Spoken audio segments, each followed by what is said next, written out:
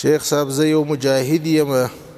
زه کولی سم چې د وظیفې لپاره و خپل مشر ته عریضه وکړم یا پیشنهاد، آیا ما ته داسې کول روا دي او که نه؟ د قرآن شریف آیت کې په سورة یوسف کې سیدنا یوسف علیه السلام د وخت حاکم ته وویل اجعلني على خزائن الارض انی حفیظ علیم،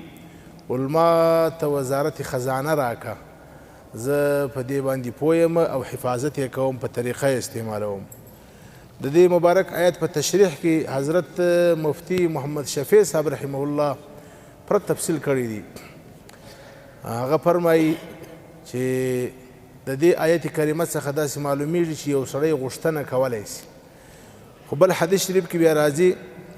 چې نبی اکرم صلی الله علیه وسلم یو صحابي ته وویل چې لا تسأل الاماره، نبی علیه السلام یو صحابي ته وویل چې امارت او منصب مه غواړه، فانک ان اعطیتها عن مسأله وکلت الیها،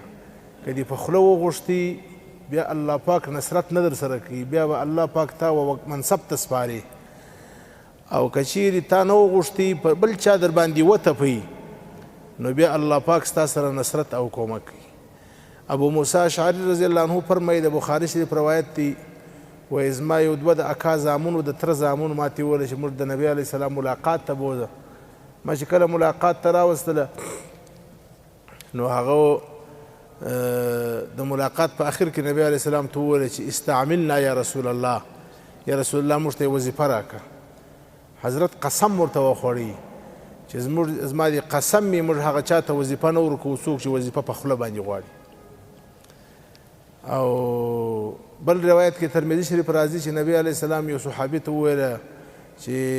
وظیفه مه غواړه، فځکه فانها خزي وندامة یوم القیامه، دا وظیفه به بیا ستا لپاره په قیامت کې پښیماني او ستا لپاره به رسوایي ګرځي. نو بیا حضرت مفتی شفیع صاحب رحمه الله فیصله آخر دا کړې ده چې که چیرې یو څوک وظیفه د دې دپاره غواړي چې هغه کار بیا ما سیوا بل څوک نشي کولی او دا کار په ما باندې پردی او زه په دې کار کې مهارت لرم او مقصد یې خدمت وي، بیا یې غوښتلی شي.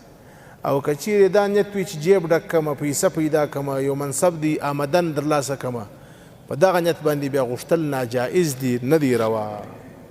اوس ته خپل ځان ته وګوره، ته څه دپاره وظیفه غواړې؟ یو خو ظاهره په لفظ باندې ټول خلک وایي وظیفه دې دپاره غواړم یو خدمت را پیدا که خدمت،